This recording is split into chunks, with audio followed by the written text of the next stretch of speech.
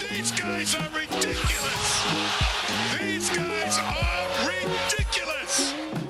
Now, how about them damn Celtics? And we are back with another episode of How About Them Celtics. Sam and I are here recording on what we're recording now, Sunday, April 30th. We recorded a lot of days. We did. More than usual. We've recorded a lot.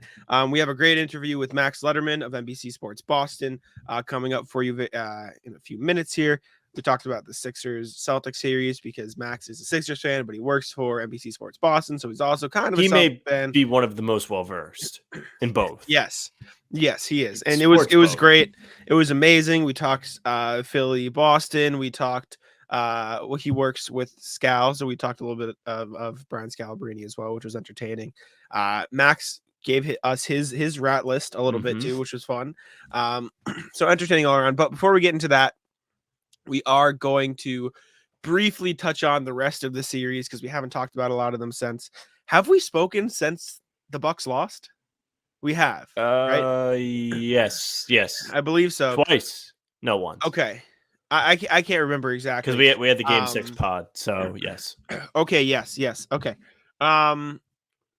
And we will talk about the Bruins after the Max interview. We're not Bruins people, but we have all came here funny for the Bruins. I'm just saying it's a big thing in Boston, so I figured I'd mention it. But better than the Celtics. But today, as we're recording this, the Warriors took down the Kings in the first round in Game 7. Great game, or not a great game, but a great series. Great game for Steph. He dropped. Yeah, exactly.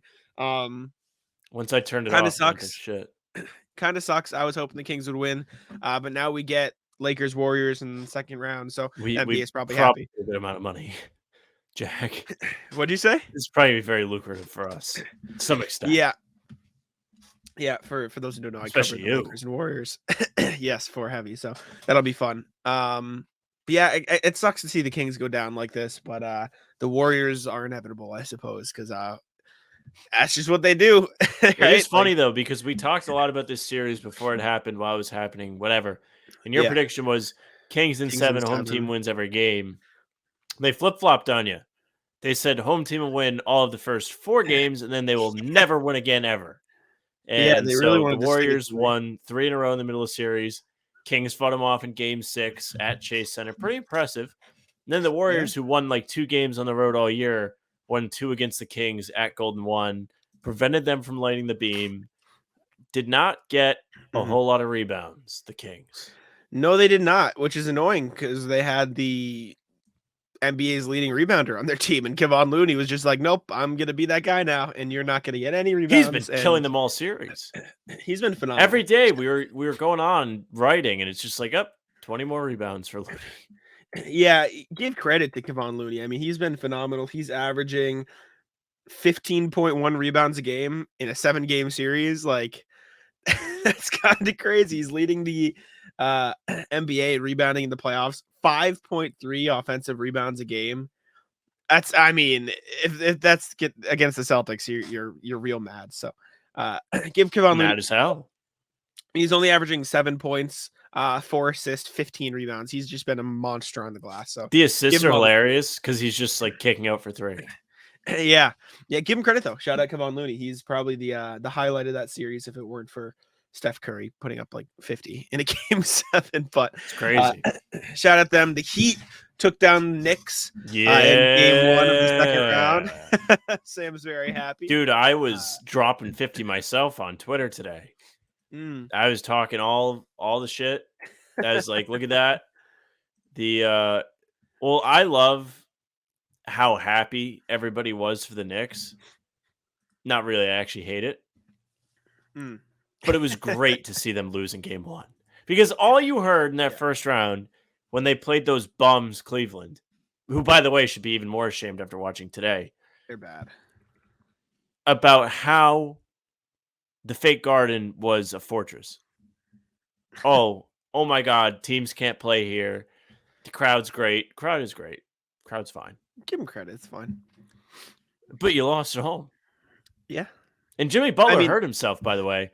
Jimmy Butler hurt in crunch time, just hung out in the corner. Jack took a video of it, just hit like fake shooting threes, like miming shooting threes.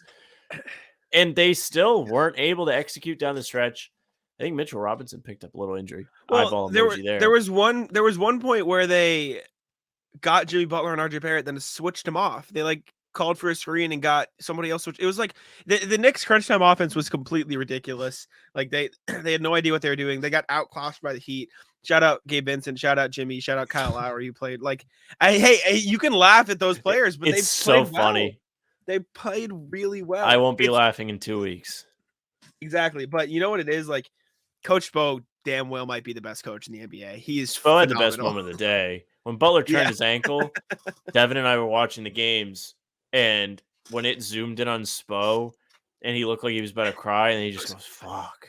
When he realized Jimmy was hurt, that made me double over laughing. That was so funny. Whoever was in charge of shooting that for ESPN/ABC, great job. You deserve every penny and plus more. Great to see the Knicks lose. RJ Barrett, fake good game. He came out and scored a bunch of points in the first quarter and then barely scored for the rest of the game. Not only really was quiet for the rest of the game, but you knew he was out there in the fourth quarter because he was selling. Really bad stretch for him in the fourth quarter. I guess he's really not a confident player because the whole crowd has to chant for him. He's at the free throw line. And then when he's on the road, he sucks. So he really relies on the crowd being nice to him. That's interesting. They weren't chanting for him after he turned the ball over, though. So they really weren't committed to trying to help him. Very tough. Once he started to suck, they stopped cheering. Yeah, tough for the Knicks. I still think they win the series. If you want my honest opinion, I think the Knicks win the series. But we shall see. The Nuggets. Randall is out, but I have surprised they didn't win. Come back. I think he'll come back eventually. It's not a boost, and I know you're doing this thing, but it's not a boost. The Nuggets smacked the Suns in game one of that series. I picked the Nuggets at the start. I still think they'll win. As Greeny tweeted, the Suns have a basketball math problem. Sam, you're the forefront of the take more mid-range shots. Doesn't really work when you take 10 threes in a game in 2023. You just can't. You don't win very much when you're doing that. They got killed. I don't know. I didn't watch a lick of the game. I know what you're talking about with the tweet. I don't know what the numbers were. I'll pull it up right now. I'll pull just it up. So I can look too. Open right now. I'll do both. I'll read it out. The Suns took 23 threes, shot 7 of 23. The Nuggets shot 16 of 37. But the Suns only took 10 threes in the first half, I think it was. Or maybe 5. Like, they just love to live in what? This is not a testament to... This does not tell the whole story. What do you mean? Denver also took 17 more shots than the Suns did. Also true, yes. But in fairness to the argument, they only made. Did you see the clip of Ayton? Did you see the clip of Ayton? No. Pull it up. Pull this up quick. DeAndre Ayton has been getting cooked. Excuse me, on Twitter, on Instagram, on anything. And it was like, you guys still want Ayton? And it was like the Dallas community on Reddit.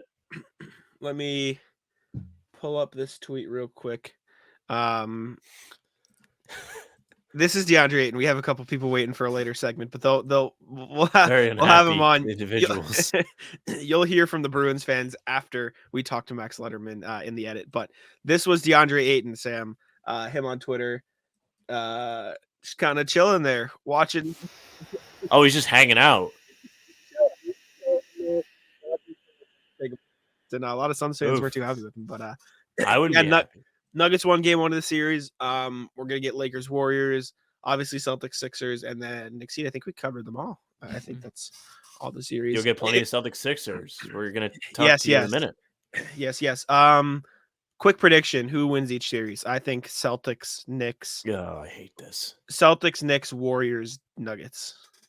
I think Warriors. Denver's won game 1.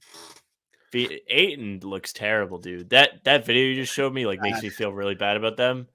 So I guess Denver. I don't know. It's hard for me to go against KD and Booker, but they don't have a lot of depth. CP3 isn't going to give them a whole lot. I assume you have the Heat winning that series. I'm going to go Heat. I think, and not for nothing, this is like half troll but half not. Miami does have experience. They do. This is pretty much the same group that took the Celtics to 7 games. They've been to the finals. Yeah, they've been to the finals. Why not? Yeah, they won game 1. They took home court, which Miami's the real fortress. They haven't lost there yet. And they have Jimmy Butler, kind of. So we'll see. I would love in Celtics and love to see the Knicks lose. Yeah, we'll see. Anyways, we're gonna throw it over to our interview with Max Lederman. We appreciate you guys tuning in. It was a fun one, and we'll see you guys after that. And I would like to welcome in Mr. Max Lederman of NBC Sports Boston, longtime friend of the show. Haven't had him on in a while, but with the Celtics drawing the 76ers in the second round, we thought it was time to have him back. How you doing today, Max? Thank you for joining us. Doing great, guys. I'm excited. Let's do it. Hell yeah. I mean, you're at a weird crossroads, right? Because you are a Sixers fan, but you work for not the Celtics, but NBC Sports Boston, so you're covering the Celtics. That's got to be a weird little mix there. It is. I mean, people always ask, like, well, who are you rooting for? And even my kids are like, so who do we want to win? And it's just, we want a healthy series. We want exciting, entertaining basketball. And no matter who wins, we all win, right? So it doesn't really matter. Well, we as in you, not us. No, Celtics don't win. I'll be very, very sad. Even more so with this Embiid news that has been going around today. Even the reports from Shams have been a little bit strange. He reported, and for those who don't know, it's doubtful via Doc that Embiid will play in the first game. He's dealing with an LCL sprain, and Shams followed up. But the way he followed up his own tweet was Embiid, he's been dealing with pain, but he's been going through exercises, doing shooting drills, and will be reevaluated daily. This is the kind of thing that's like, I feel like they're screwing with all of us. I don't know. I'm skeptical. I've been skeptical all year of just like, okay, everything has to go perfect for the Celtics. Like, this is the year. This is the year. So anything that could go wrong scares me a bit. I don't know. This whole thing seems so strange to me. They've had a million days off now. Obviously, this isn't an injury that goes away overnight, but you don't think it would be as severe this far in. I don't know. Well, the general rule with Shams is, or with the, like, you got the Woj and the Shams. I mean, Woj is a team, Shams is an agent. That's just I mean, they both have sources on both sides, but Shams felt a little agenty where he was like, Embiid, has fought through, pain injuries before. And so it did feel a little bit like we're going to set up a bit of a narrative here about it when he does come back. But it does seem like he's going to miss game one, which is pretty crazy because I thought the Celtics kind of blew an opportunity when they didn't close out in 5. Agree. With the Hawks. But it looks like, I mean, at the end of the day, if Embiid misses game 1 and he's back for game 2, then yeah, the Celtics would have had him out for 2 games instead of 1. But it does look like, as a Sixers fan, I can tell you it's a yearly occurrence where, I mean, it's generally not a knee or something like that. It's usually some freak accident where Pascal Siakam elbows him in the face in like the last minute of a series and he's just out because he broke his face. But or he gets like a stomach bug in the Toronto series. It's like weird stuff like that with Embiid. But this is one of the more like, oh man, that's a knee. That sucks. Yeah, I wanted to ask, and this is like half making fun of it and half like an actual question. Do you think the flopping actually impacted like the knee injury? No, I mean, so he has been, he's like Tom Brady. Like he learned to fall. Like it was not because he hurt himself all the time, jumping and landing. And as you see Robert Williams right here. When I see him come down, it pains me a little. I cringe every time. And that's how I am with Embiid. But not when he falls on the ground. He was taught to fall instead of land on his feet to save his legs, to save his knees, to save his feet, because, it's easier to absorb blows. Like the problem is that he ends up with back injuries, which is what he's dealt with a little bit this year. But, so I don't know. I mean, Marcus does it. Marcus, I'm sure, has played through many serious injuries because he got them flopping and he knows that I can't tell them I'm hurt now. So, it's definitely happened before, but I don't think the flopping did it, but it could have. I just thought it was funny when they were talking about the injury on ESPN. They showed like a highlight reel of him like doing some like questionable like. I won't completely call it flopping, but like when Royce O'Neal gave him a little bump and he just kind of like fell over like a bowling pin. They threw that in the compilation. It was just funny. Embiid is the strongest guy on the floor until he's not. It's that simple. True. And I like Embiid. Embiid is one of my I do too. favorite guys that have never played on the Celtics. I think he's hilarious. I think all of the nonsense on Twitter is great. He'd be a good Celtic. I know And I that's your agree with barometer. that too. He would be a good Celtic, but I do hate the flopping. Just because Yeah, he's so no, it's strong. bad, but he's the thing I'll tell you about Embiid is that he does grift. He gets to the line a lot. That's part of his game, but it's like Blake Griffin drawing charges. It's like he kind of doesn't leave the refs a choice. They have to call it because he's just in the right position and he's getting knocked over. And Embiid's the same way. He's doing the rip through and he's getting the fact he's hunting it, so that's kind of frustrating, but it's a foul. And the reason why I do think the Celtics are so good at beating the Sixers is because they don't bite on those as much, or at least in the past they have. And this year, he had a couple games where he was at the line a lot, but it wasn't as egregious as is versus some other teams. Yeah, to your point, that 52-point bomb he dropped on them in April, or was it April? Yeah, it was April. I think early it was April. April, yeah. They literally let him get 52 because they didn't want to foul him. He was at the free throw line with those jump shots, and nobody would go up on him because they didn't want that rip through call to happen.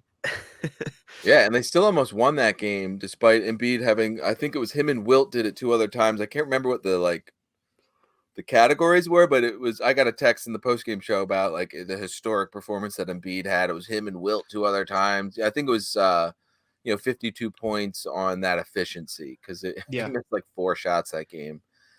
But they still barely won. It was PJ Tucker who won it with some clutch corner threes. So, and the Celtics were down several starters. So that's why it's the playoffs, so you just never know. And with this Celtics team, I do worry a little bit about like maybe they just feel a little too good about owning the Sixers. I joked 3 weeks ago with one of my coworkers. I was complaining about the Celtics. I was like, "What if they play the Hawks in the first round and they just don't respect them?"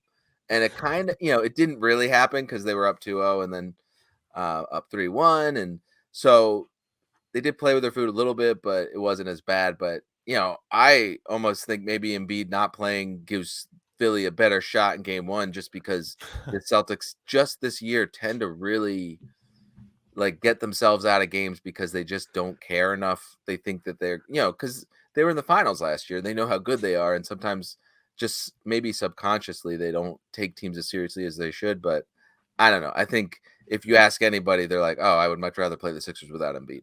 Yeah. We've reached all they have to do is not be the absolute worst territory.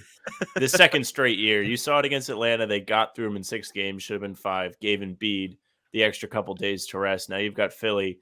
And Jack, I've said this to you a bunch of times leading up to this.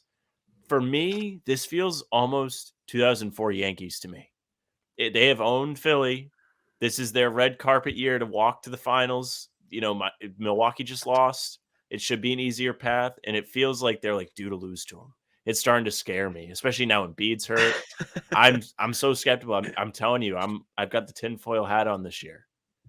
Yeah, I wrote something for Celtics blog. It'll be out by the time, this drops. But I titled it "The Celtics are not fine in the East," sort of mocking the Grizzlies for their parading around all season. And Grizzlies it's like should be ashamed.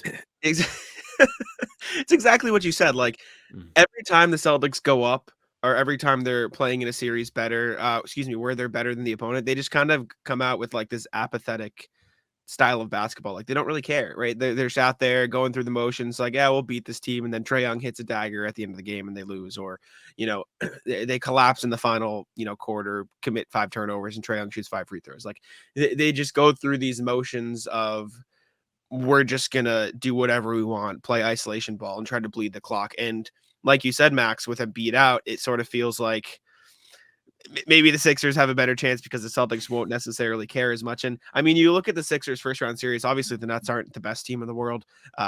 It's just when Spencer Dinwiddie's leading your offense, you probably don't have a great shot.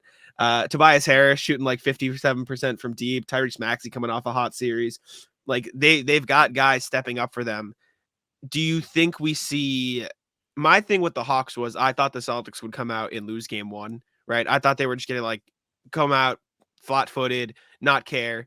And now I worry that could happen against Philly this time around. It could, but hopefully the game 5, because game 5 to me was just so disappointing. Even after they clinched it the other night, I was like, man, I still can't believe they lost game 5. That was just on your home court. You have the double-digit lead going in the fourth quarter. Like, what are we doing? And I just hope that was a wake up call, that they kind of just got that out of their system, and maybe they needed it. That's how you can spin it positive, is that they needed to just get embarrassed a little bit by Trae Young. Like, he just took a dump on the parquet and like was shushing your fans and talking all that trash. And before game 6, I was, telling some of my friends, I'm like, I just want Tatum to start clapping at some Hawks fans, start talking trash. And he didn't really until the end, but he did get a flex in there. I love the flex. And Al got the trash talk started. Like, just play with swagger. You're the better team. Just dominate. And they did. And that closing of the series was like, man, that was really impressive. That was a real great stretch of basketball from literally everyone on the Celtics. They were so good. The Jalen block where he just yelled when he did. He's like, the block on Murray. And, all of the guys just D'ing up, and Al hitting clutch threes, and Tatum with the putback. Marcus made a bunch of great plays after struggling and then getting benched and then coming back in. It was just like, Joe pushed the right buttons. He called the timeouts at the right time. It kind of was like, all right, they grew up a little bit in the fourth quarter here, and hopefully they can carry that. And just, they're humans, so they're going to make, mental lapses here and there. But like, to collectively, like, even the coach just like forget everything that they knew about basketball for the fourth quarter in game 5 was just really disheartening. And just the way that they slow down. And it's like, I mean, how many times can you see that? Like, I mean, there's data, there's science. 538 has an article about how like the faster you get into your actions on offense, the better your offensive rating is. It's a scale. The longer you wait, the worse it gets. And there's no way that Joe Mazzulla doesn't know that. He talks about the pace all the time, and you can see him telling his players to go. It's just whether they decide to listen or not that's the problem. And that's where I've been critical of Joe, and it's not because I think he's a bad coach. It's because you have to be able to MF your best player in front of the team. And maybe he does behind the scenes, but like, you need to hold them accountable. And that's the one thing that I thought Ime did last year, was that he called them, soft or whatever, like he needed to do to get through to them, and it resonated, and they decided to just stop losing in January of that year and went all the way to the finals, and it was great. And the one thing I worry about is that Joe is more of like Brad, where it's, he's more of a player's coach. He doesn't get in their faces like that, at least publicly. But, we'll see. We'll see what happens. I think that it all comes down to Tatum. It depends on what mood he's in. He was a savage in that Brooklyn series last year, going up against Durant. Just really took each series kind of personally until he ran out of gas in the finals. But even then, I thought he had good moments as well. So, it really is, it's Tatum. It's all about Tatum, because I think the rest of the team is ready, but they need their leader to be a dog. Yeah. Speaking of Tatum, this year against Philly, he hasn't been very good. That may have something to do with PJ Tucker. We saw him kind of struggle against Miami in the conference finals last year. He's only averaging 21 on 44 and 28.6 splits. Not great from Tatum. Only had 12 in that February 8th game when he was the only starter in the second half, and they still won. I mean, they have had some pretty crazy games against Philly, where even that last game with the Embiid 50 ball, they didn't have Brown or Williams, and they still almost won. And that was another one they didn't win in the clutch. I was so happy from game 6, like you said, they actually clutched up. They actually won a close game. Jack and I were texting back and forth, and we were like, does this, like, I mean, for them to win, they're throwing punches back and forth. They need to separate this game before the fourth quarter for them to actually win. I thought they were going to go to game 7, and they all turned up. Joe loses a challenge, and all of a sudden they remember how to play basketball. It was fantastic to watch. Very encouraging going forward, all jokes aside, because you need that to go deep in the playoffs. Hopefully against Philly, we don't have to worry about some close games, especially with no Embiid. They've got Harden there too, where people are like, he's hurt, he's not hurt. What do you feel about Harden right now? Do you trust him? It is the playoffs. No, of course I don't trust him. But he's actually got good numbers versus the Sixers this year. And just, I think the underrated thing is his health. About, like you mentioned, is he hurt? Is he not? Well, he didn't look good physically in terms of just his burst. versus Brooklyn. He just can't make layups anymore. He doesn't really even try, but he's such a good passer, especially with that, the pick and roll combo with him and Embiid. It's just incredible. It's so good.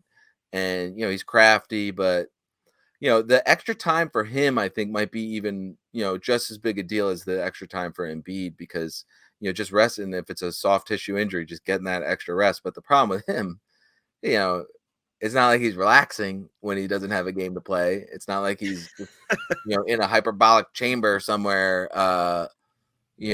just getting all the oxygen in his blood up. Right? No, he's out at the clubs. He's in Vegas, slapping friends or whatever the rumors are. I mean, so maybe you worry a little bit about him being, needing to get his win back, get back in shape after all this time off. But that's to me one of the big things. And the real key, I would say, is Tyrese Maxey, because as a Sixers fan, boy, do I love him.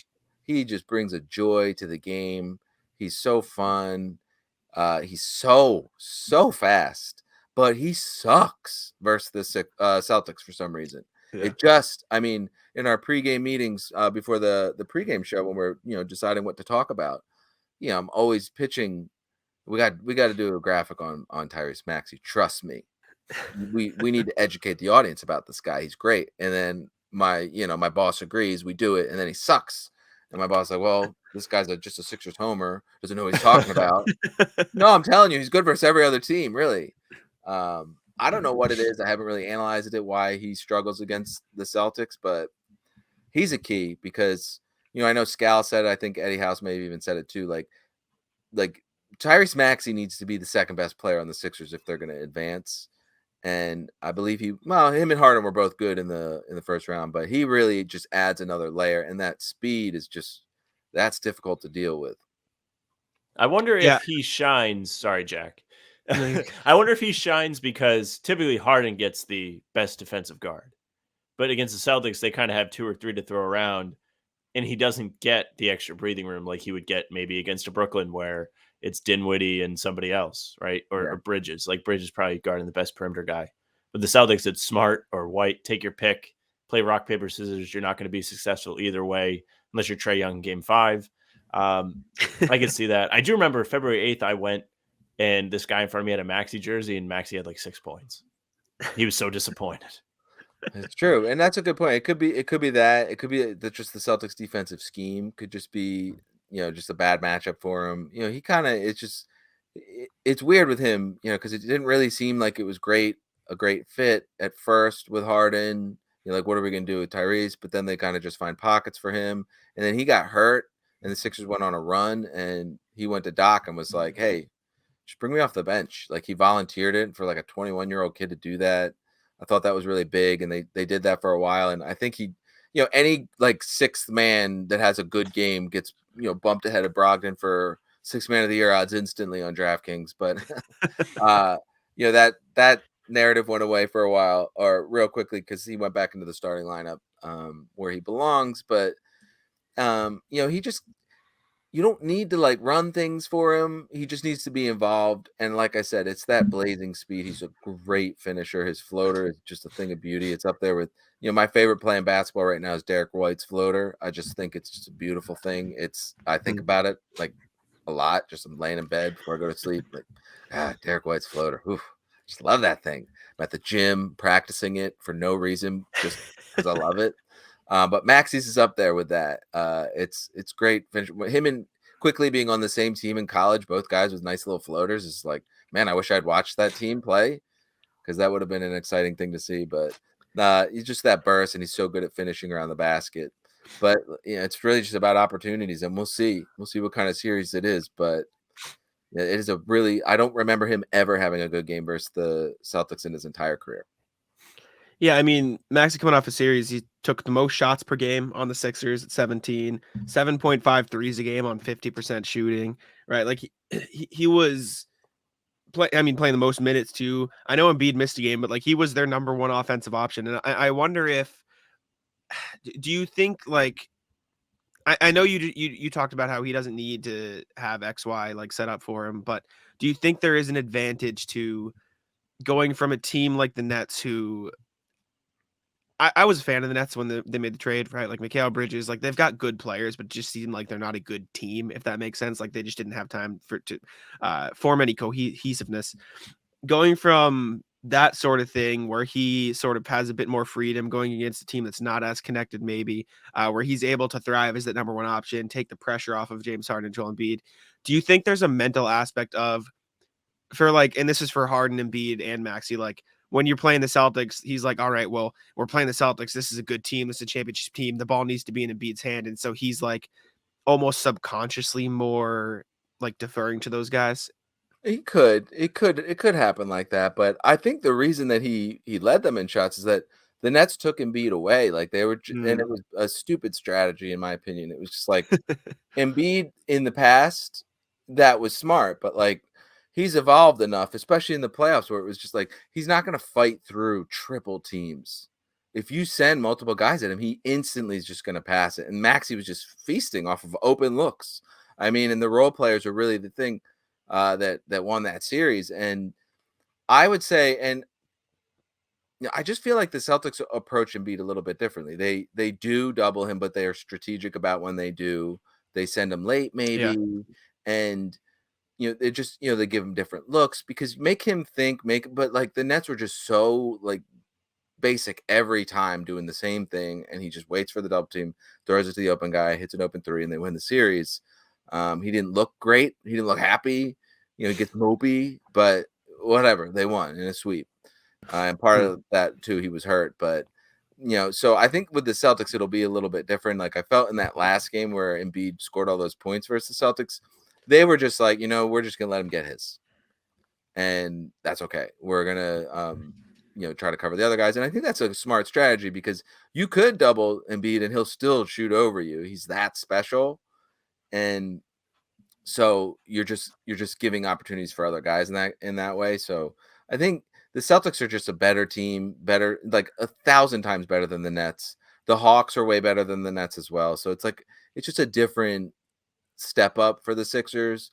We'll see how much the rest benefits them versus the rust of just being off for so long. It'll be well over a week since they played basketball. They won't have one of their best players or their best player, obviously the league MVP. So, it's going to be interesting. Game one might be a good like surprise punch for them, but I don't know. I think unless there could be a Melton game. Melton's a great guy to have on your team, but you see why he's not like a bona fide starter. It's because he has real bad games, his bad shooting games, and he's a shooter. He's going to shoot that ball. He's not very, he believes in himself. It's good. He's not like a Dylan Brooks type where he's just going to hit the team out of the games, but you're just going to get bad nights from him. But he's a really good defender. He's a good rebounder. And, when his three's falling, he's a dangerous offensive player as well. Yeah, I wanted to also circle back to James Harden real quick because he shot like 27-ish, if my rough math is correct, from 2 against the Nets. He shot really well from 3, but like he was like, I think the math is like 2.3 makes for every 8 shot attempts from 2-point range. Didn't get to the free throw line. He had like 7 total games during the regular season where he shot less than 3 free throws, and he averaged less than 3 free throws for the series. So it's like I saw a lot of talk about, he's not getting the calls. I saw some people saying he's just not driving as much because he's evolved more into like a volume shooter rather than a fit. Like, what is it with James Harden that Celtics fans can expect? Is he going to keep drawing? Like you saw opening night of the season, he's drawing fouls at the 3-point line, annoying the Celtics, getting inside, drawing fouls, taking years off my life. Exactly. Like, is that just not his game anymore, or was it just a rough series for him in that regard? No, I think that's been the issue with him forever in the playoffs is that he just, the playoffs are different. You're not going to get the calls that you get in the regular season. You're just not. They're going to let more things go, and teams will play you differently because it's a series. It's not just one game this week, and then we'll see you in like a couple weeks. We're going to have a series. We're going to adjust. We're going to play it differently, and so I think that's always kind of been an issue. And now he just doesn't have that first step, which he was never like a blow by you guy. He's just so good at changing speed, and his handle's like obviously ridiculous.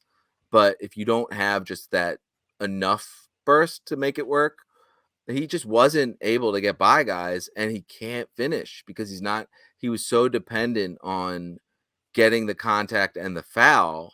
And now I think he's a little shook about it. He's just like, well, why am I going to go in here and miss this layup if I'm not getting these calls? And then he's just on the ground or going like this, and he's not fast enough to get back on defense. And I just think it did seem a little bit mental with him just making a choice not to go in there. Because sounds like another guy. So many dang layups. It was like, what are we doing here?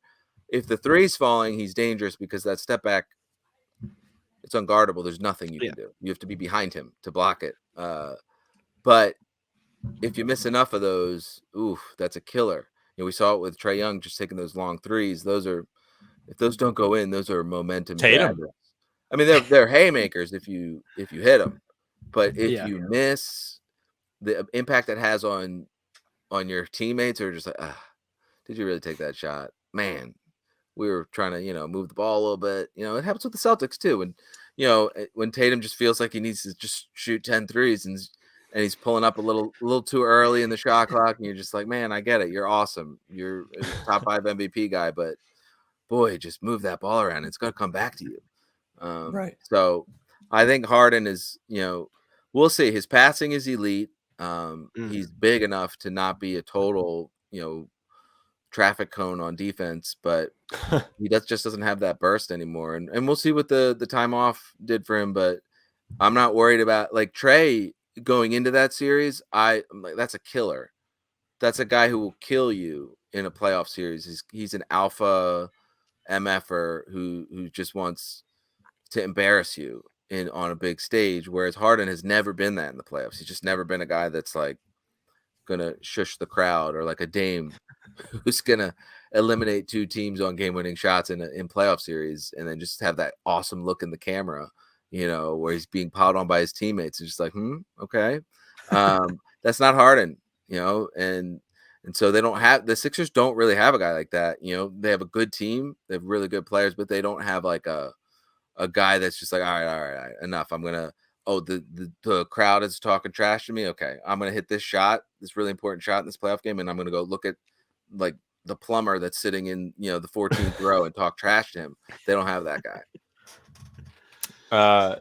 Okay, speaking of guys, who's the guy, if not DeAnthony Melton, because you made a very good pitch for him, that I'm going to hate in 2 weeks?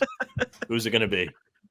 Oh, Niang, the big Niang theory. Oh, I like Niang. Man. Don't make me hate him. I like him. He's from here. Paper, man. I'm talking it into his existence already. He's from here. He looks like me. Like, he has the dad build. Yep, I can see it. Sure. He drives a minivan. No, yeah. Does he? Is that real? That's his nickname. I think he does. Yeah. Okay. He is a trash talker. He'll get in anyone's face. He just doesn't look like he should be good, but he'll hit shots. I mean, that's the kind of player that we can't stand. What are you even doing in the NBA? Oh my God, you just hit a really big shot against my team.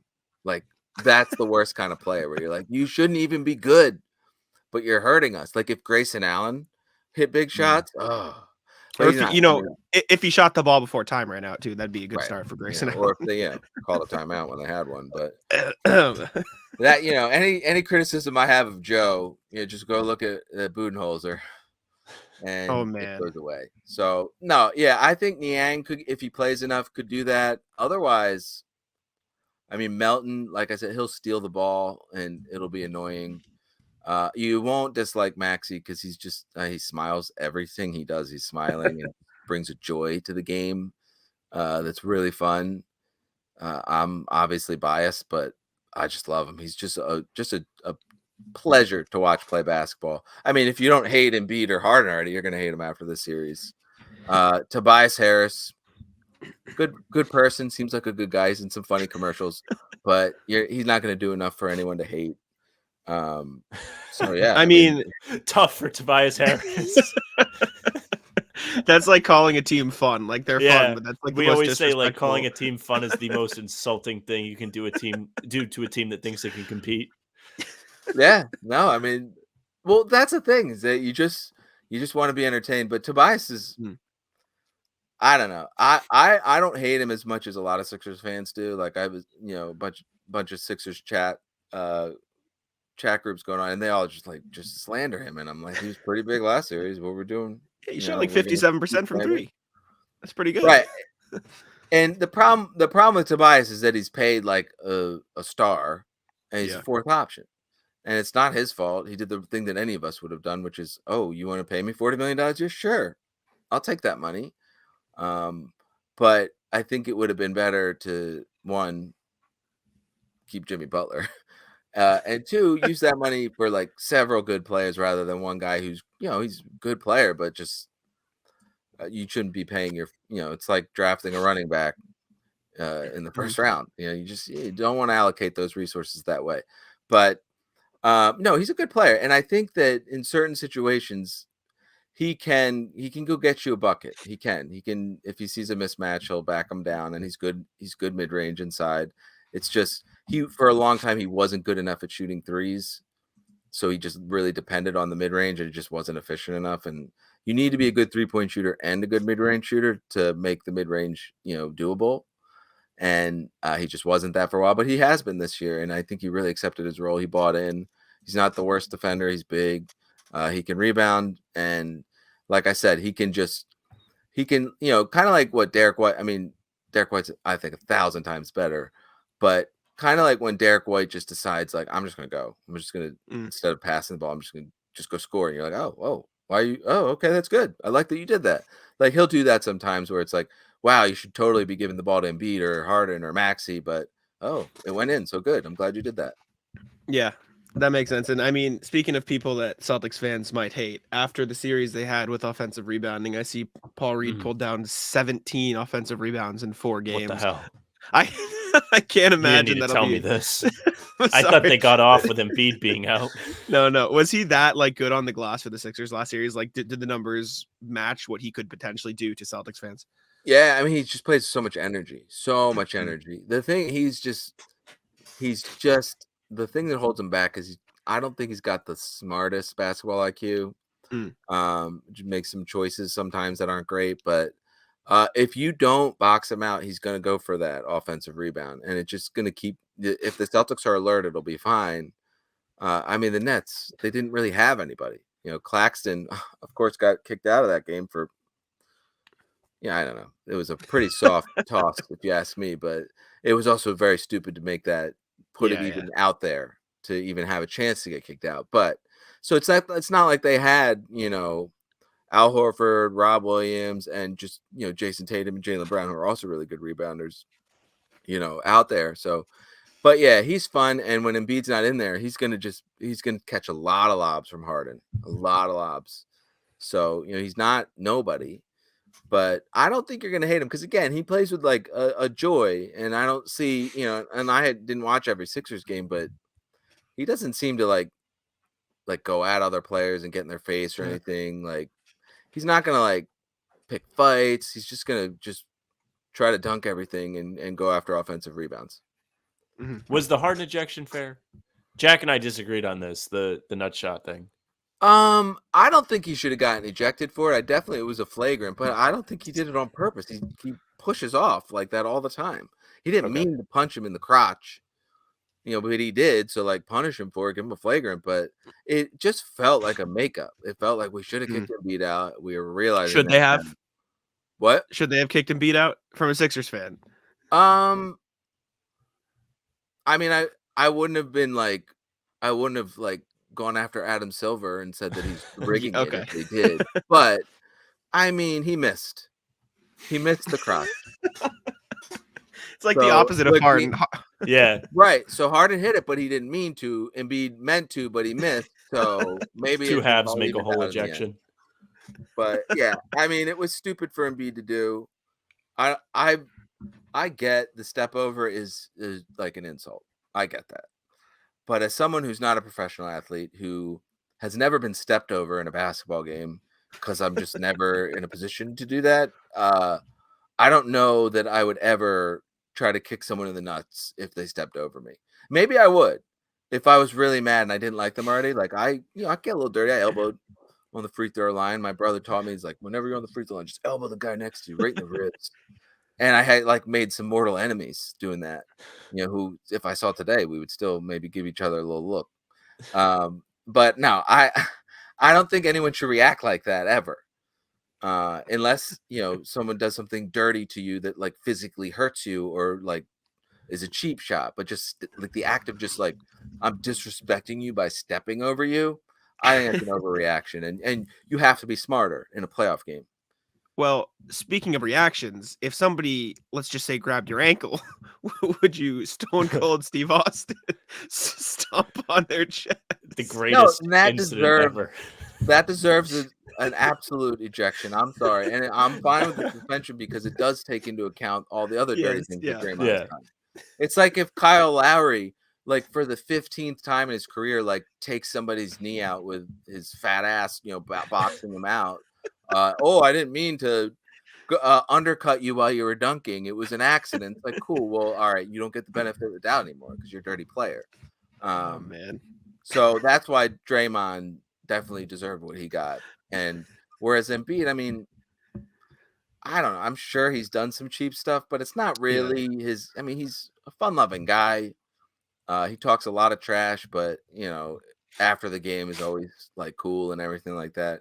Whereas Draymond, it just, he plays on an edge, and it's what makes him great. But the stomp was like, what are we doing? I mean, grabbing the ankle. He was slowing him down on a thing ever. Yeah. What? It was the greatest thing ever because it's so over the top ridiculous. Like, I didn't know he could do anything else. All the punishment was completely warranted. Yeah. But when I woke up and I saw that the next day, that was the funniest thing. Like, I was sitting at my desk all day laughing. Like, I can't believe he did that. And then played it off. He's like, I didn't do it. That's my he got me. He went over to the bench and he had like a house party in front of the Kings fans, like flipping them off. And then that night, who was it? Shams? I think it was Chris Haynes. Look, I respect all these guys, but that one was embarrassing. Where he was like, Draymond has requested a X-ray on his ankle. It's like when it comes out that the guy whose ribs you just broke by stomping on them is getting x-rays on his broken ribs. And you're like, well, I'm hurt too because he held my ankle. It's like, shut up. He didn't let go. All right. It's not like he did nothing. He didn't let go because the ball was going the other way and he was trying to slow you down. And it was a play that should have gotten a penalty, and it did. You got a foul, right? But it's not the same as stomping on him. What are we doing? Foul plus some broken ribs. Yeah. That was crazy to me. That it was even funnier to see like the Warriors and Warriors fans defending him too. And Clay was out there. He was like, "Not cool, man." Well, someone said on Twitter. Someone on Twitter goes, "Well, what do you expect him to do when you hold his ankle?" I don't know. Not curb. Anything other than stomping on him. Maybe fall. Yeah, or I don't know, step over him. Jesus, kick him in the face or something, but stomping on him? Come on. And it's like, I had an interaction with the Warriors fan on Twitter, and they were like, actually, if he, I said something along the lines of like, he used his chest as a trampoline, and somebody said, well, actually, if he had just stepped on him, it would have done more damage. He actually released the pressure. I said, I don't think you know how pressure works, man. All right, guys, I don't want to do this, but I'm gonna. Yeah. What you just said reminded me a little bit of Deflategate and the whatever gas law, where it was just this. I mean, and that was months of my life that I will never get back, of having to, for my job, deal with that. And Twitter was just not a safe space back then, where it was just all about like, what is it, noble gas or some nonsense. Like everybody's a chemist. I thought it was the biggest nothing burger ever. I was like, so what? If the ball was slightly deflated, well, it makes it easier to grip, so it makes it easier for a defender to intercept it or to steal it. I mean, come on. If a guy wants a slightly deflated football, it should be fine, and he should not be suspended 4 games. That was nonsense. I'm Team Patriots in that regard, but just the fans and their, all becoming experts in, air pressure and all this stuff and trying to explain it away. It's like what you just mentioned. The pressure was released by stomping instead of stepping. I was baffled. Man. He's a dirty player who gets away with way more. Like just watching that game last night, he's just in the ref's face, just yelling at him. And then they get called for a foul later and he's just clapping. Like, that's an automatic T for anybody else. But because he never shuts up and he always does it, they're like, they've just decided to let things slide. I'm like, or you could just give him a technical when he deserves a technical and he'll change his behavior because you don't do it. He continues to do it and he makes it so that there's a double standard, and that's should be the opposite of what the NBA wants. I mean, Tatum got a tech for blocking a shot after the whistle against the And nobody ever does that, right? Yeah, like, what are we doing? Imagine the makes no KG sense. technicals he would have had on top of being a maniac for doing that. That Tatum one, I'm honestly surprised they didn't rescind that. I was sure. I'm like, all right, they're not going to take it back in the game, but that's one at the after the game they're going to go back and rescind that because you get a tally and you get a suspension, so they'll pull them back if they're unwarranted. And he had one taken away earlier in the season where he was mad at himself and he threw the ball down, and the ref thought he was talking to him and gave him a tech, and then after the game they did rescind it, but I just couldn't believe that. The officiating was, for the most part fine in the series, but I thought last game it was pretty bad. There's certain kind of bad, like you get a Mark Davis game, you're like, we're in for it. We're in for trouble because he sucks. He's just really bad. And then there's other guys who you're like, oh man, I don't even know their names. This could go either way, but generally it'll be bad on both ends. Yeah. You get a Scott Foster, a Tony Legend. Brothers, or a Zarba. You better hope you're the home team. But there, it was just, I'm so glad that Giannis has been eliminated because we're so dependent on the ref with him. And that series last year was just like, I have PTSD. It was so depending on the ref. Giannis is either going to have 7 offensive fouls or no Celtic will last without getting ejected from this game because they will foul out. It's nuts. I mean, I don't know if you're baseball. Are you a Phillies fan from Philly? Yeah, I mean, I was a little bit of a fraud last year because the first game I watched of the season was the first game of the playoffs. Hey, it happens, but nothing will ever be as bad. Sam, I don't know if you saw this. I assume you might have, Max. Then the umpire ejecting JT Realmuto behind the plate for just no reason. just did you see this clip? Was it this year? Yeah, it was in spring training. Spring training. So basically what happened, I can send it to you. The umpire was JT's catching and he's asking for a ball and then pulls his mitt away and the umpire drops the ball and he just ejects. Out of here. Hold up. Let me see if I can find it on My Twitter. buddy's an umpire, so I see all the ejections. Like we used to work together. And he would literally sit at his desk watching ejection highlights of dudes just tossing baseball players. Look, the only thing I just want to express to all umpires, all refs, all line, everything, it's just like, it's not about you. It's just nobody comes here. It's like in hockey, the guy who's dropping the puck, he's like faking it. Like, dropping puck, man. So we just want to watch hockey. We don't want to watch you. I mean, that was like my first hot take as like a 4th grader going to a Flyers game and being like, the refs, they just hold the ball or the puck up and go like this and this, and they don't drop it. It's not about you guys. No, it's crazy. Basically what happened is JT Realmuto thought, held it for a second. He thought the umpire was going to throw it to the pitcher instead, and so he dropped the glove. Here, if you're watching on YouTube, you'll see it. Max, I assume you can see it. This ties in. It's Philly. Now, here's the action right here. And he runs him. He just tosses him right away. And I think he's just so confused that the ball was on his way, so he just figured the umpire was so embarrassing. Look at that so nerd. Bad. He's such a nerd. That oh my god, it's so bad. He's mad that he got too slowed. Look, I didn't make fun of people in high school. I wasn't a bully, but when I see people like that, I'm like, man, I wish I was a bully. Because I would have made fun of that kid so bad. Like, what kind of complex do you have to be to become an ump and be that ump? Yeah, it's crazy. You disrespected me. Get out of here. It's insane. It's insane. One of the last things I wanted to ask you. We talked a lot about if you don't ask it. That's fine. We talked a lot about hatred on the show. How you can hate George Niang because he's going to be annoying during the series. We talked about obviously that umpire right now. I wrote something today. And I need to ask you from the perspective of somebody who interacts with Sixers fans. Is this what you were going to bring up as well? No. Okay, well, we'll get to both. But just how rent-free does Al Horford live in the Sixers fans' heads? Because SB Nation site for Sixers wrote an article called The Hater's Guide to the Celtics, and the number one person to hate on the Celtics for them was Al Horford. Well, And it's crazy. I don't think it's Al. They hate Anna. That too. They're always chirping at her on Twitter, and it's like she had her own section in the article. I mean, it's pretty crazy. It's wild. I don't know. I never hated Al ever for his Sixers time. To me, it was like he probably was the guy that where I learned, as a guy, an adult, with kids and a house and a job. Like I finally learned that players are just going to take the money, and that's normal and good and okay, and we should encourage that because it's exactly what you would do. It's what I would do. Any of us would do. He took more money to go play on a good team. It's not like he went to like some terrible team and just took the money and ran.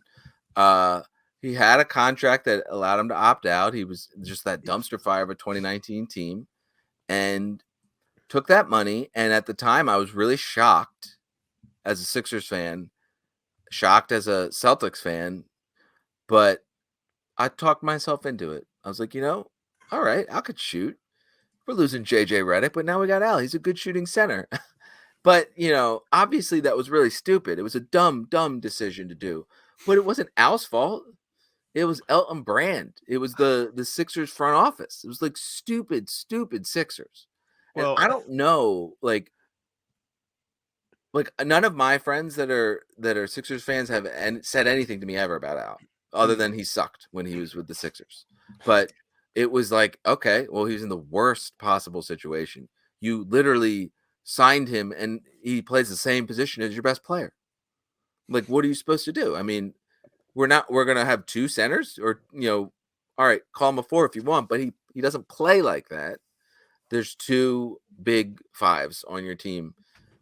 It was a bad situation, just a rotten situation. And, they got off it. They got a great trade to get Danny Green. I thought he was a great fit for them. So, it's kind of like what Brad did to get off Kemba, got Al back. It was like a nice little, little contract thing there. So, I never had any ill will. I was obviously a little different situation, being up here, but none of my friends, my brother, they would complain about him being bad, but they didn't, when he's gone, they're not like holding a grudge against him. That is weird. Mm-hmm. That is really weird to me. Well, it's the best because he's still good against them. Yeah, well, I tweeted out the article this morning, and this was the only reply I had to the entire thing was way to celebrate a guy who flat out quit his one season in Philly, straight up unprofessional effort. That is why he's so reviled here, and his loudmouth sister only made it more galling. But you go. Just is a crazy amount of hatred for me because, at least from my memory, obviously I'm not a Sixers guy, but like saying he quit just feels kind of wrong. It was more like the team just didn't know how to use him because, like you said, they signed a center when they already had a center. And so, like, what do you expect the guy to do? I don't know. It's just a lot. It's crazy. And it's not like his numbers are like so much better. He's never like. It was like when Al signed with the Celtics for the first time. Think about how many Celtics fans hate him. Average Al, remember that? Like, yeah, that was terrible. All right, well, we're signing this free agent to a max contract, or a big huge contract. I want 20 and 10. It's like, okay, cool. We'll go look at his basketball reference page. It's not really what he does. He's a great defender. He's a great team defender. He's a good passer. He just gets everything in order. He's a good screen setter, and he's just a quiet leader. Solid professional, and he can hit threes. And if you're asking him to replace JJ Redick, you're gonna be disappointed. You're just gonna. He's definitely not a quitter.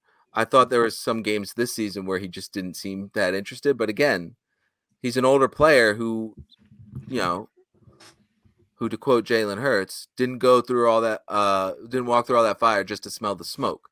He was in the finals. He got there. He got a sniff of it, and now he wants to get back. And I think that was the problem with the Celtics all year. They were all like that. But with Al, it was a little bit more noticeable because he really needs to get up to really perform. And so the games where he just didn't have it, it was a little bit more noticeable. But he didn't quit. He's just being intelligent about saving his energy. And I thought he's been playing his ass off this series. I thought he was having a bad game in Game 6, and he turned it around and had like a great game. Really filled it up. So. My bad on that one. My bad. I was like, Jack, I don't Sam know was if I can play hating. this guy. He's not making threes. He's getting cooked on defense. He's like, all right, I'm going to do both. Immediately. Actually, maybe I should take credit. Not my bad. No, my you credit. should. You and the fan in Atlanta that was talking smack to him. He responds to that, and that has been the most exciting thing about Al is when he punched Mo Wagner in the crotch, and you could see that little fire in him. Too. And when he got really mad at Giannis last year in the playoffs, and you could just see him go. Mm-hmm. And then after the game, in classic Al, just very professional, almost perfect English, but slightly off. It's like, I just that didn't really sit well with me. And it's just like, oh, Al, you're such a pro. And to see him get mad at the fan, and he always performs well against Philly, especially in Philly.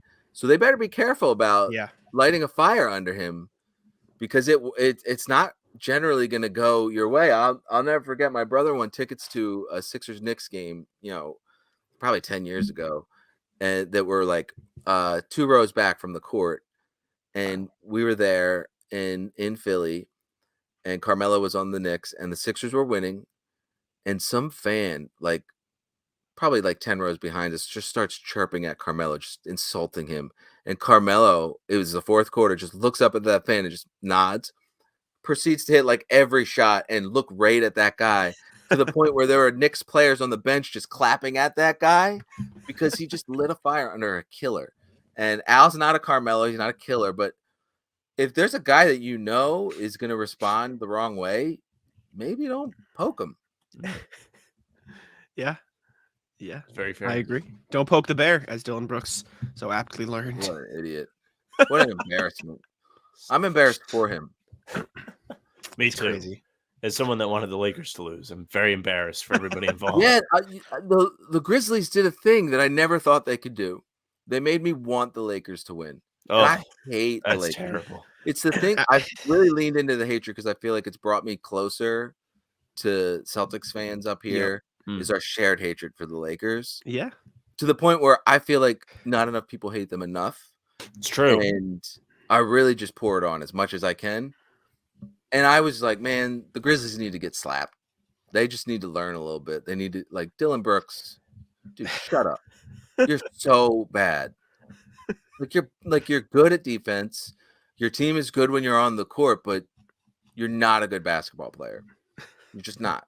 And poking LeBron it's just for pure attention. Like, he's just nobody. He needs the attention to, like, improve his brand or whatever. And it's just so transparent. I can't stand it. And then to not do media, just be like, nah, I'm not doing media for the last 2 years. Lean into it. Yeah. Have fun with it. Bozo. There's probably nothing more fun than like being a troll. Lean into it.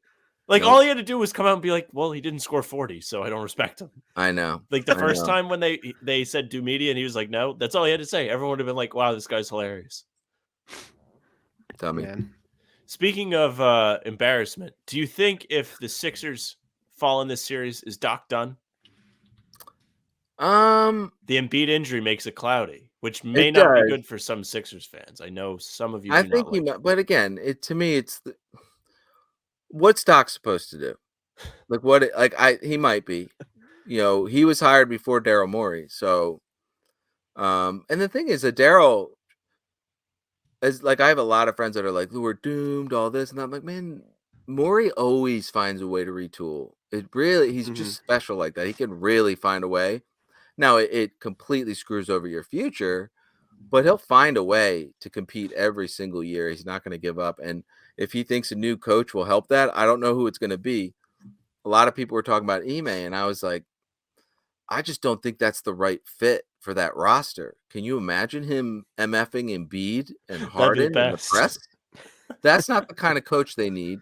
I thought Doc was the perfect type of coach. Doc might just be a little bit stuck in his ways a little bit, a little too old fashioned, a little too slow, like B-ball Paul.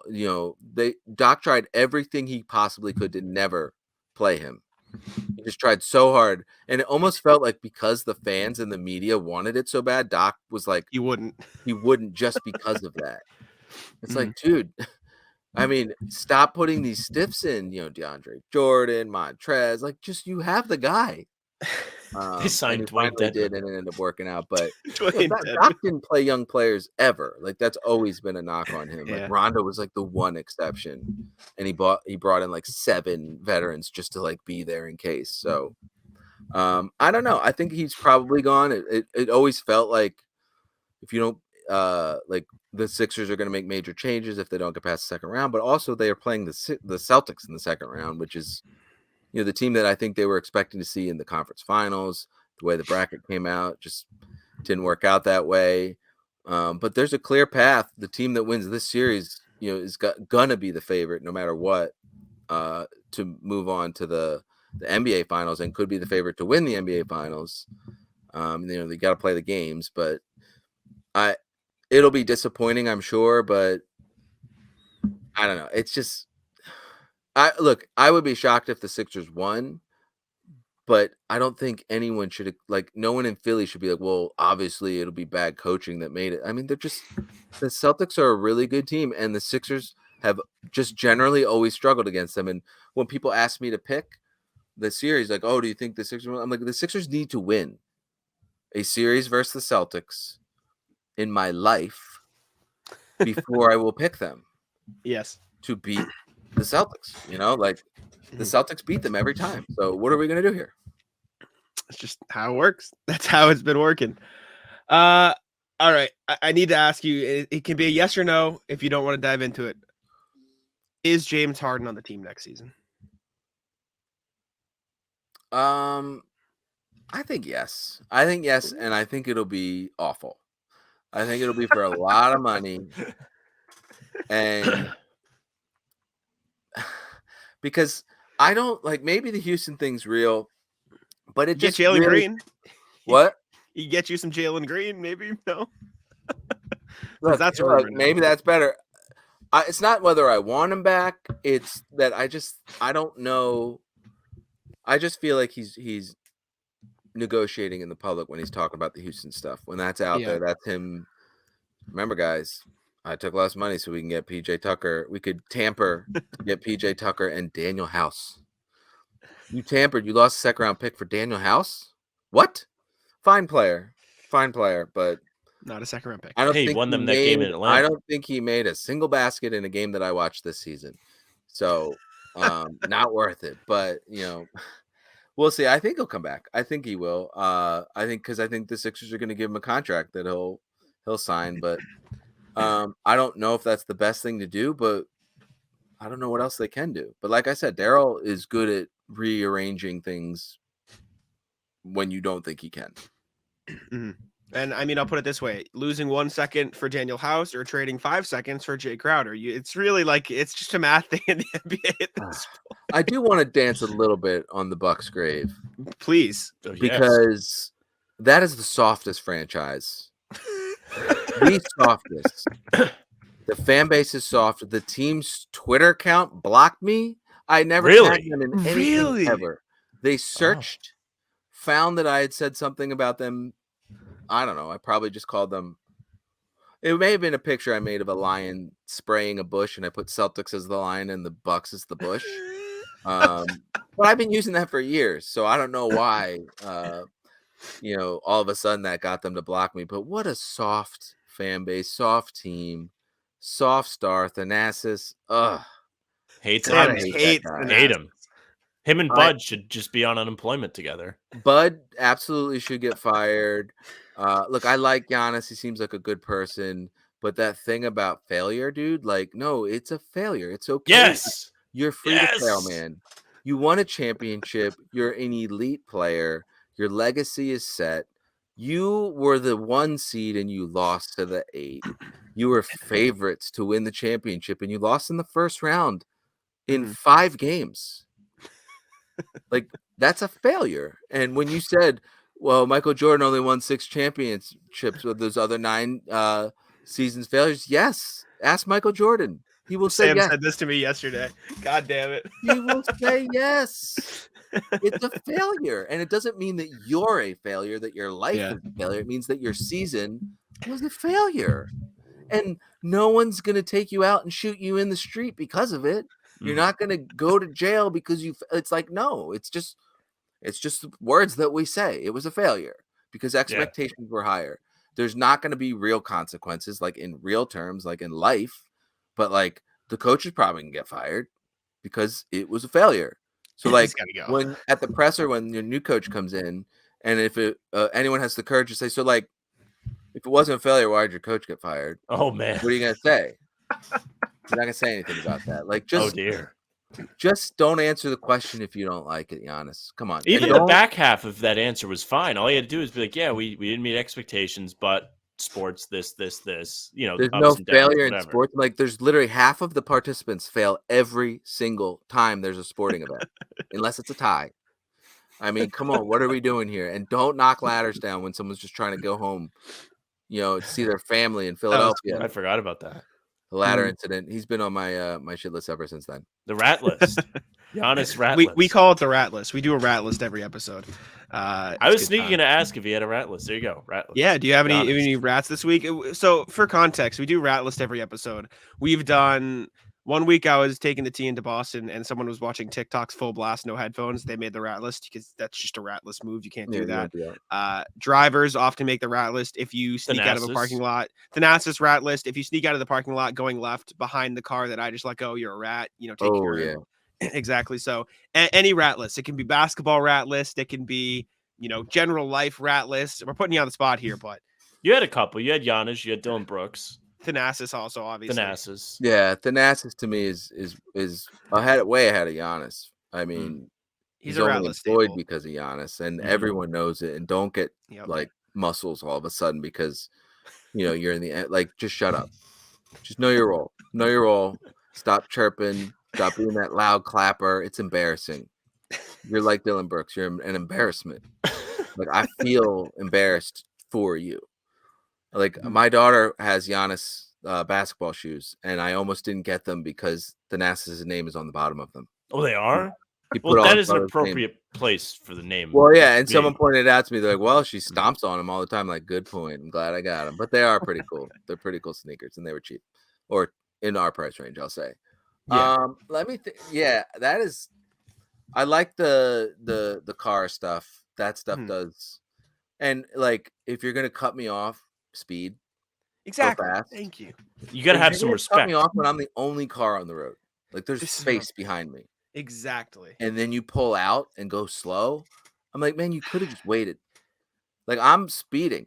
I'm going above the speed limit. Let me ask you this. This is a common rat list debate topic here. What is if how fast? Like, say it's a 45. How fast are you going? Like, what's the acceptable speed? In a neighborhood, I'll try to generally stay around the speed limit. Okay. I don't like to go more than like 5 or 6 or 7 maybe over. What about a highway? I don't want to get a ticket. What? Sure. What about a highway? 65. How fast? Highway 15 for sure is good. In left lane, you need to be willing to go as fast as the person behind you. Amazing. And if not, move over. If you're not like, there's no like, well, I'm already going over the speed limit. Like, you're in the left lane, man. If somebody has the urgency and they want to speed and risk that ticket, middle lane. Just move over. Move to the middle lane, man. Do it. Thank you. Yeah, and it bothers me when people don't even give me the opportunity to move over sometimes when they're like right up on my. I was like, man, I can't move over. And I'm just waiting to get past this car. Just give me a second here. And they get all mad at me. And it's like, come on. We're on the same team here. Yeah. I agree. This is amazing. I love it. I'll take very last thing. Please, yes. Scal not going to be on games because they don't have the games going forward, but he will be on pre and post, I'd imagine. Oh, so yeah. He'll be in the office every day. Hurricane Scal. Can you perhaps say don't celebrate anytime some guy might be hurt? No, what the thing that he does that bothers me all the time, and I tell him all the time, I'm like, I just need you to stop being honest about these calls. Like, disagree with the ref once. Like, Tommy is up there rolling in his grave, man. Like, he would see a replay of a Celtics player slapping another player in the face. That's ridiculous. Like, I just need you to either just be quiet or lie. It's okay. We lie all the time. We tease things. Hey, coming up, we'll hear from Jason Tatum. We know Jason Tatum's not going to sit down in time for us to get him in our show. But you know, we're gonna tease it anyway because maybe, like, it's okay to just be a little bit dishonest to the audience. Wow, or just don't agree with the ref every single time. Oh nope, that's the right call. It's no brainer there. It's like Scal, and it's not like I'm disagreeing with him, but it's like it for some reason it really triggers me when he does that. And when he's in the office, I always tell him that, and he doesn't care what I say. Amazing. The 2-for-1 and The 2-for-1 gets very excited for injuries. He's like, oh, that guy's dead. 2-for-1s for me are the worst. Oh no, yeah, the injury. Oh, so that's what you're talking about with the injuries thing. Yeah. Okay, that is really funny because it's so true. It's like, oh no, Derek White's out Mike, this guy Tatum's done. Marcus can't move, and it's just like, no, he's completely fine, and like he'll dwell on it for a really long time too. It's like he's up, he's walking around. Like it's rare for a player to die on the court. It happens, but it's like twice ever. It like, does come happen. on, man. He's probably like alive. for it. He's ready. Well, if it ever happens, he's ready. He's ready for the call. He'll be the guys with the coffin. He's on that from the beginning. He's the only one that saw that player lost a limb. Oh, that's really funny. Scal on the we need to go back in time, have AI play Scal on the Gordon Hayward injury, see what his call would have been for when Hayward went I don't know if he's going to survive. We were robbed of an excited Scal. Yeah. I always feel like nobody gets more excited for an injury than Scal. I'm like, Scal, very excited that Marcus got hit in the balls. Oh man, yeah. But those are the best moments because whenever Marcus falls, there's a 50% chance that it's because he got hit in the balls. Like it really, he takes them a lot. And I'm always trying to because I'm at work, be professional. But if I'm in the control room when it happens, I really gotta, because I got a microphone, I got a little headset here, and they record it to make sure that we're not saying anything inappropriate, which is lame. But yeah, so I always gotta be careful because I was like, man, I hope he's got some sperm frozen because that man takes a lot of dick shots. And I'm sorry. Apologize, boss. I love it. All right, well, we can get you out of here quick as we wrap up. I need to ask you because it has added content. Thank you for your time. We very, very much appreciate it. Suns, Nuggets. Just who's your pick? Who's your pick in the series? I'll go Suns. Suns. Just because I think it's funny. The Suns are shooting 55% from the field and 40% from three, and are down 17 at the half right now. Wow. To the Nuggets. They have taken. That game was on. Yep, they have taken quarter though. First quarter. Let me check right here. I think I bet the first quarter. I can't remember. That's what I saw. The Suns won the first quarter by 1 point. Oh my god, 32-31, but then proceeded to lose 37-19 in the second quarter. And I only bring this up because I saw a tweet from Greeny, and he said the Suns have a basketball math problem, and that's because they've taken 5 threes in the first half, and the Nuggets have taken 17 and made 9 of them. So the thing with the Suns that worries me is that they are so thin, and they're one, bad warm up with Durant from just not having enough players to play NBA. Don't tell Scal. Right, he'll be like, "Oh, did you see that warm up?" He's gonna watch the warm ups and he's like, does he place bets on injuries during games? No, I don't think he does. No, he was a lot more enthusiastic at the beginning of our betting experience, and now it turns into make Max do all the parlays and then blame him when they don't go, and then take all the credit when they hit. Like the other night, him and Forsberg just really having a good time with the same game parlay hitting, and I'm in the control room, in their ear saying, "Give me my credit, give me my credit." See, Scal's face is like he's holding back a smile. He's just not doing it on purpose. I'm like, and right before he took his headset off, I was like, I just want you to know that I'm never going to forget this. So, jerk. That's amazing. That's great. All right. Well, we will let you go. We've held you for long enough. We appreciate you for joining us.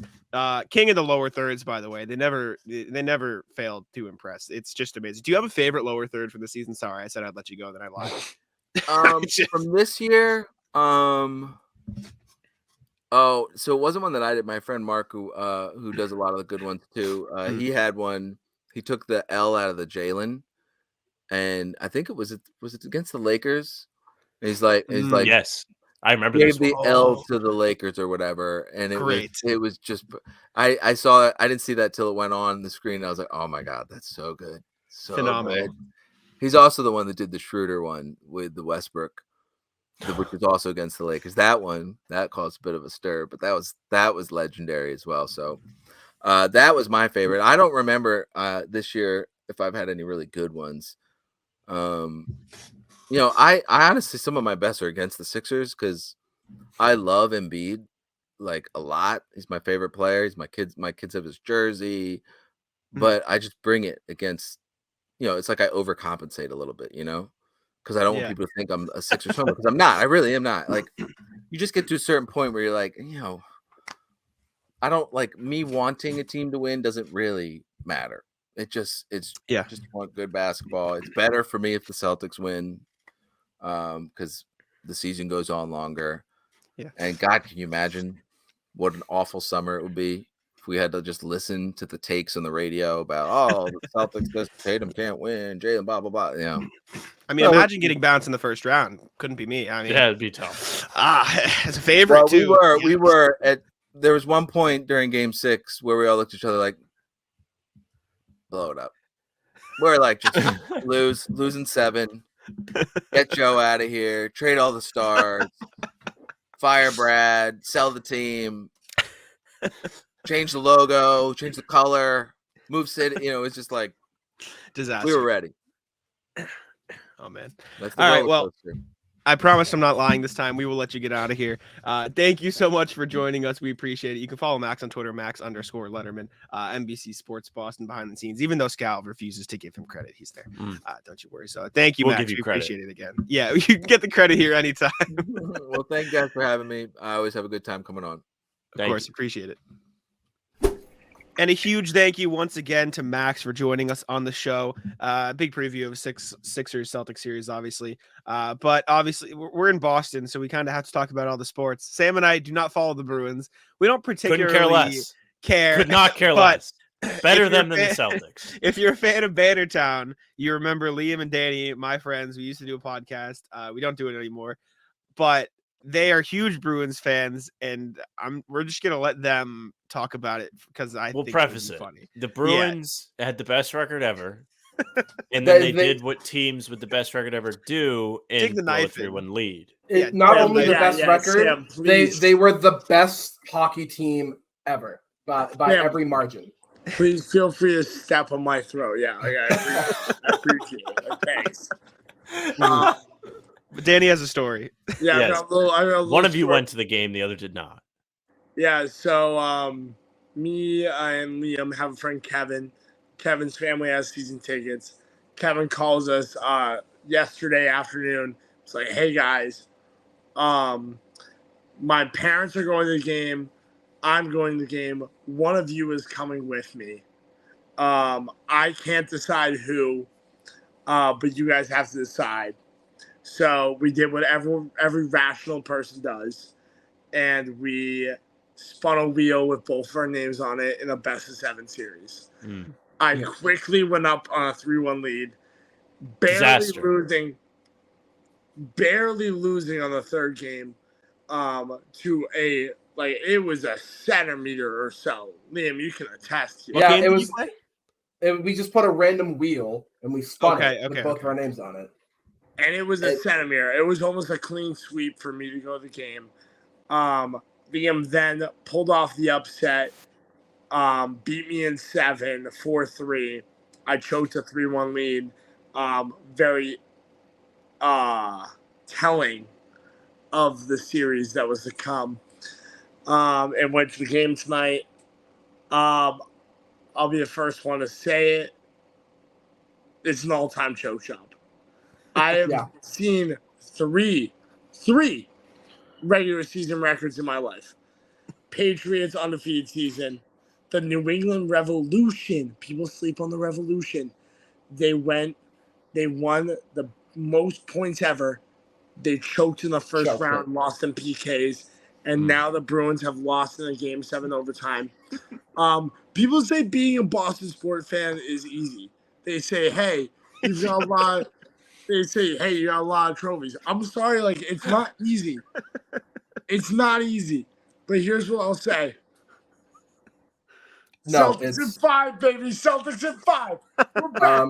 Speaking of the Celtics, I'm right back. It's not for the faint of heart. It's not for the faint heart. Philly couldn't do this.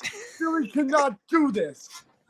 Jack retweeted a video I took. We had Grant and Derek White as the. It made Celtics Reddit. I didn't. Yeah. This. Oh, look at me! I'm famous. And Joe Mazzulla was on screen with our friend Kevin, the one who invited us, his personal jiu-jitsu coach, and Joe Mazzulla, best friends. Wow. Connections. There you go. I've never heard that building cheer louder than for the entire game. There was not one moment in that game where they cheered louder than when they saw Grant and Derek. Now, we tweeted about this. Grant might have screwed them because he waved the flag. There was two of them there, one flag. Generational hater, and I respect this. It's one of the things I love about you. That was not Grant's fault. Not Grant's fault. Okay. Done on Wednesday, Thursday. I don't know when it was supposed to be done. Game 5. It should have been wraps.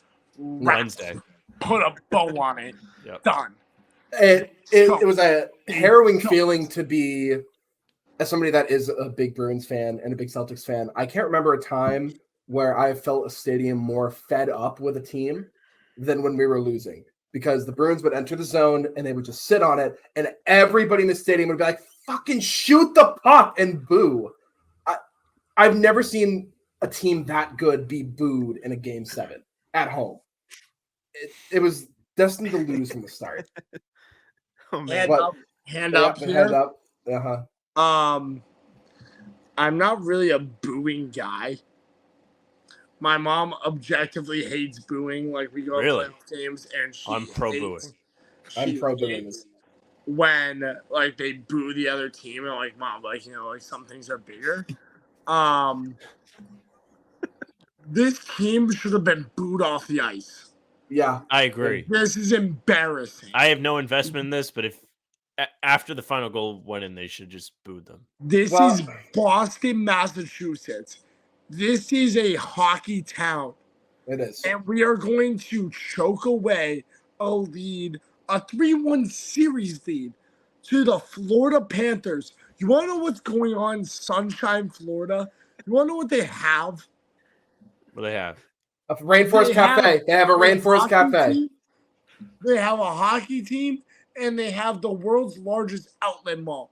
And well, they also have second round series. That's it. Oh, Sam, you are lucky. I'm lucky I'm behind the screen. Celtics fan. Okay. Oh my God. You are lucky.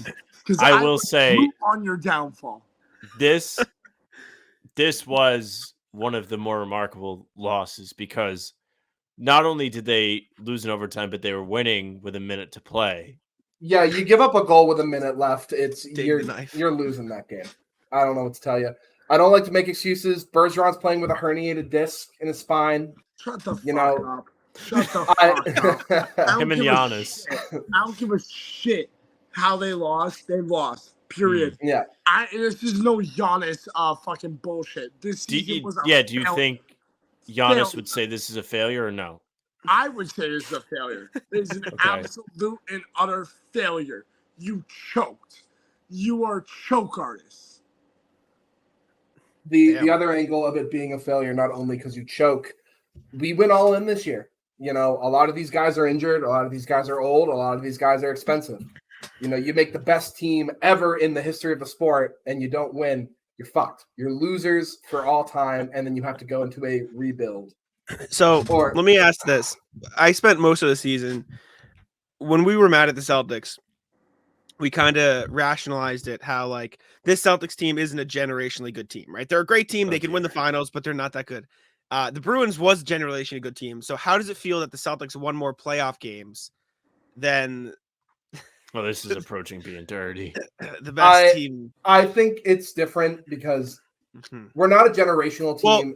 Because I remember after the Celtics lost Game 5 that you guys texted me a lot of shit. No. I waited till the next day. Okay, the next day, sure. Jack was out here praying on my downfall. Jack, the fucking Omar goal goes in Game 5. Jack goes, so what are we doing? Like, Jack, I literally just stormed home for the past 15 minutes in a drizzle. And It's wet out there. drizzle, just pissed off. And Jack was like, so what's going on with the Bruins? Like, Jack, I checked in with you as my Celtics guy. Because you know what? Hand up, diehard Celtics fans. Celtics are going to win the championship this year. I've only watched game 1. That's Of the playoffs? Yeah. Liam, have you watched more? I have watched every single game. Okay. So far. Yeah. Like I'm here. You gotta watch these games, man. No, this Danny, is what it. have you This is watched? what you When sit I around text- all season for. You gotta watch them. Jack, when I texted you just saying what happened, it's because I was genuinely curious. Okay. All right. Okay. Uh, But what about all the other texts where you were shitting on the team? What about just They curious probably about those. deserved it. In Maybe. fairness to Danny, they probably deserved it. Jack, you know this about me. I am a generational Jason Tatum hater. Okay, I have always Hey, said this is something I can get behind. Tatum is a very skilled basketball player, but he has never had that dog in him. Not in Game 6 against Milwaukee. Bars. I Am I Go wrong? Go ahead. Am I wrong? Look me in my eye. Look me in my He eye. played Tell me I'm real wrong. good in Game 6 against the Hawks. He actually had a really good game. turned Congrats. around. I could beat the Hawks playing pickup. That's also kind of true. I like Jason Tatum because I can Damn, watch. I'd put 50 on Trae Young's head. I That can watch guy's Jason bad, Tatum play but I'm basketball not hanging with and me. be like, man, this guy sucks. He's not him. And then I look at his stat line and he drops like 29. And The I'm stat like, line's all right. fake. I could That's drop why 29. your eyes are telling you the real story. And eye tests can only do so much. You know, I like my They eye can test. just tell you the truth. But if you're That's what it contributing, does. okay, we don't need to get into this. This is hockey. We're dealing with heartbreaks. I wanted to circle Jack said like generational, the way we lose. We're not generational in the sense that we have like a Jason Tatum or a Giannis. We just have a bunch of guys that are just playing their absolute best of their careers for no reason whatsoever. And Who, it's the not Bruins? sustainable. Yeah. You know, you have like Taylor. I meant more in the sense that they, by the definition, were generationally good. They literally were Yeah. the best Yeah. ever.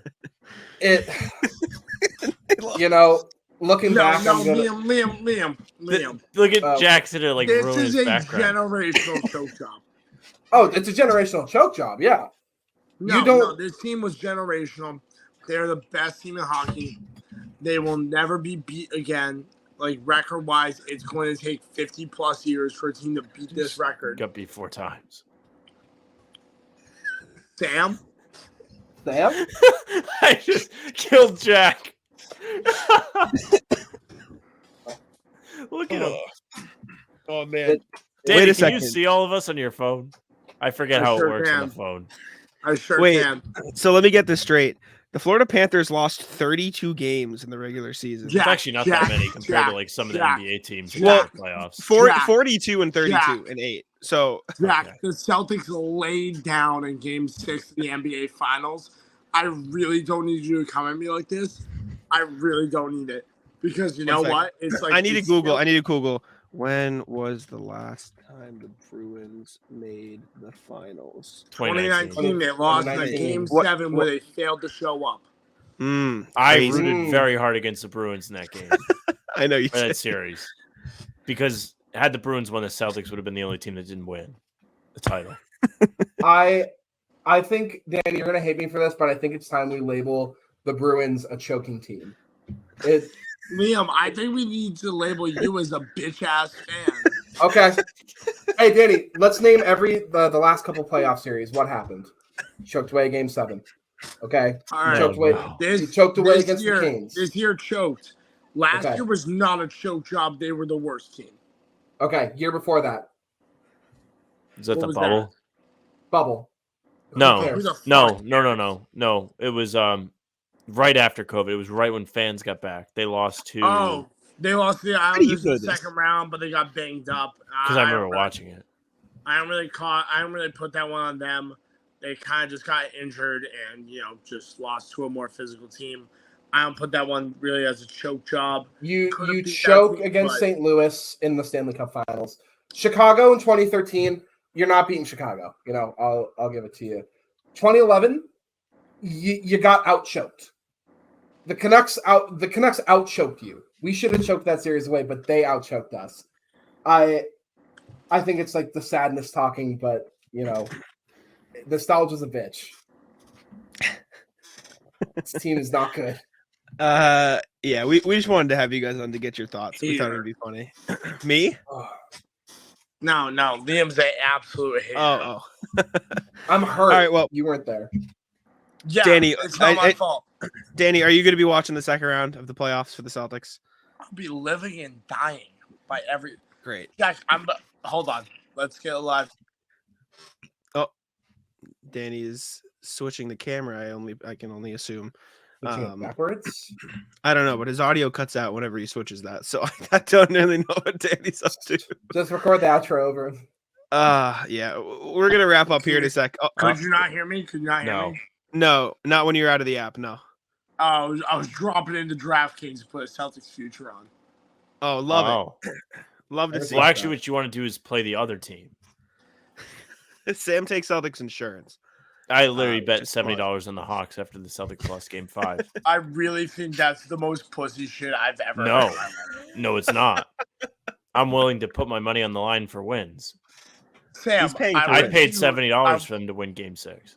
I went to the national championship of NCAA hockey. Yes. And you want to know what I did? What'd you do? I spent $180 on the ticket, and I put $140 on Quinnipiac money line because I'm not a coward. Did that make your ticket free? It was so free. Did it pay for your ticket? Like, no, did the winning bet pay for your ticket? Both the bets paid for both the tickets, Jack. Amazing. It was always the Bobcats. Love to see it. That was electric. Did you guys know Quinnipiac is national champions right now? Yeah. Yes. Let me ask you this. Would you trade? You could only have one, right? Obviously, we know what happened, but like if you could have had the Quinnipiac lose national championship for the Bruins to win the Stanley Cup playoffs this year, would you trade? That's a good one. Do I know what the do I know? If Quinnipiac loses, the Bruins win it all. Yes, that's your trade. This is really tough because, like, hand up, I cried when Quinnipiac won the national title. I believe you. I watched it. I was watching it on my TV because I knew you were there. Yeah, I fully sobbed. This is tough. If I were you, I wouldn't trade it because the Bruins could be back, whatever. But like, who knows? You know what I'm saying? It's hard for me to trade it. It's first ever, right? It's their first in school history. First ever. We were a D2 school 20 years ago. That's crazy. Coach built it. Like, it's a whole thing. Like, I don't know. It was just an incredible moment. Plus 10 seconds into overtime. My tarp was off the entire game. I don't know. I can't trade that for the world. Here's what I'll tell you though. Mm-hmm. Here's what for the listeners at home. Buy tickets. Go to the games because you know what? The Celtics are the balls. They're gonna win it all. We can close it there. Liam, any closing thoughts to go? I'm now famous on Celtics Reddit. You know, that's all I want to say. All right. Love it. Well, we appreciate you guys for joining us. We appreciate Max, obviously, earlier for joining us. Subscribe to the YouTube. Leave us ratings on Spotify and Apple, all that good stuff. And as usual, I'll let Sam wrap us up. Yes. Thank you very much for listening or watching. If you're watching, you are on YouTube at How About Them Celtics. You make sure you subscribe, turn on notifications. Make sure you don't miss our live streams live before every Celtics playoff game and regular season game, 30 minutes before. And this series on halftime shows, except game 3. So make sure you subscribe, leave likes, comments. We appreciate all of it. On top of that, you can follow us on social at How About Them C's, TikTok, Instagram, and Twitter. We're there, and Facebook is the name of the pod. Pre-game streams there as well. You can follow Jack at Jack's Money NBA. He's doing all kinds of good work at Celtics blog he wrote about. Celtics aren't fine in the East. That's the new one. Make sure you go check that out. And you can follow me at Sam LaFrance NBA for my tweets, rather, about the Knicks being terrible. That's it for us. Tic-tac-toe.